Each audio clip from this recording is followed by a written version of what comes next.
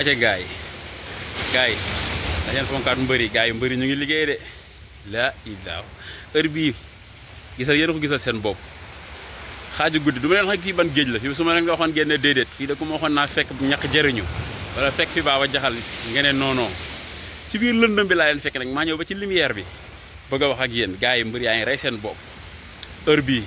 day leer na mbëri matinaalu nañ mbëri dem nañ contact toogaat ba xaaju guddi heure bii ñu ñëwaat biir géej di entraîné fi ma daje fi ma fekk ña Baba Jaxal muy entraîné di contact bokkul ak fi ma fekk ñàkk jëriñu te même géej bi la dañuy physique di avancé daje ak ñàkk jëriñu moom tamit mu ngi ci préparation bu mag kon waa Caaroy waa Samsam waa Tëli Karo billaahi seen bëri ñu ngi liggéey ñi ma gis nii tey ñii ñu ngi liggéey ndam nag ma nga fa yàlla mais génn leen ngeen jàppale champion yi génn leen ñi wax dëgg yàlla ñu ngi rey seen bopp ñi talu ñoo nelaw man damaa liggéey yi woon guddi lay entraînement mais ñoom bu day leer ne ki ñëw heure bii géej matinalu mu ngi fi woon wala dem na entraînement demoon na salle wala dem na contact wala dem na écurie ba heure bi mu ànd ak quelques personnes nekkaat ci biir géej gi di physique encore def fel social de entraînement laa fekk ñuy def Baba Jaxal entraîné ba pare teg di ambiance nekk si ay répétition tuusam yu neex kon gars yi waa Caaroy waa Samsam gars yi nañ jàppaan mbëri man tey damaa joomi de état de physique bi ma gis ñàkk e bébé guy gi waa géej waay préparé leen de ñàkk bi ma gis nii wute naa trop ak ñàkk bi ma doon gis ñàkk bi ma gis nii gars yi la première dina yéeme waaye ci Baba Jaxal man damaa jommi ci laa fekk xale yi nag am na champion yu bëri yu ma fekk ñoom xay sara fekk naa fi ñoom Papa Ndig fekk naa fi caat bu ndaw bi caatu Samsam xale bi doog a judd bi muy Kabula fekk naa ko fi moom tamit ndeysaan mu ngi liggéey kon waa Caare waa Samsam man tey damaa jommi li ma gis tey ay ko gis di nga yéemu kon gars yi mu ngi noonu yéen a gisandoo mu ngi noonu suivre aca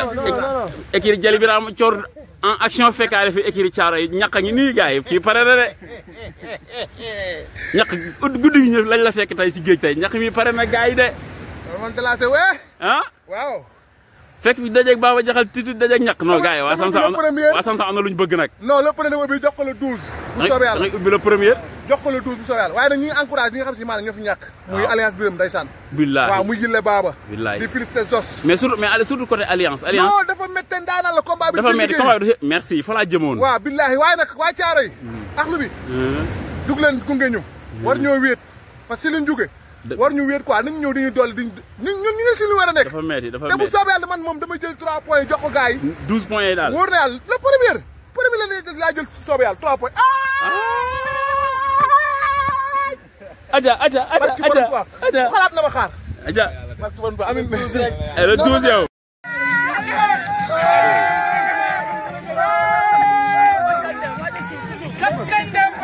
mode ambiance écurie Jali Birame Thior écurie Jali Birame Thior mode ambiance gars yi répété tous la écurie Jali Birame Thior mode ambiance tey mu ngi nii booy Baba xoolal kës booy kës ak nii de kës daa desal na dara ba léegi de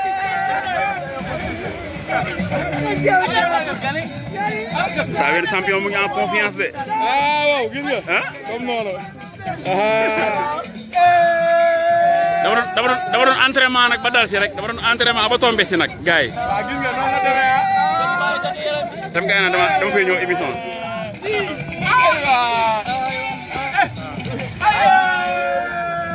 mode ambiance gars yi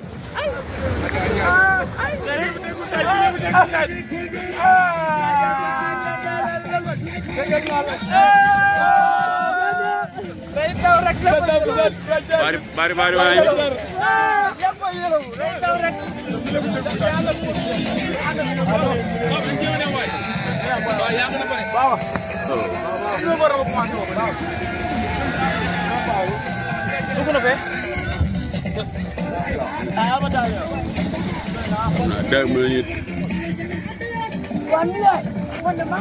ni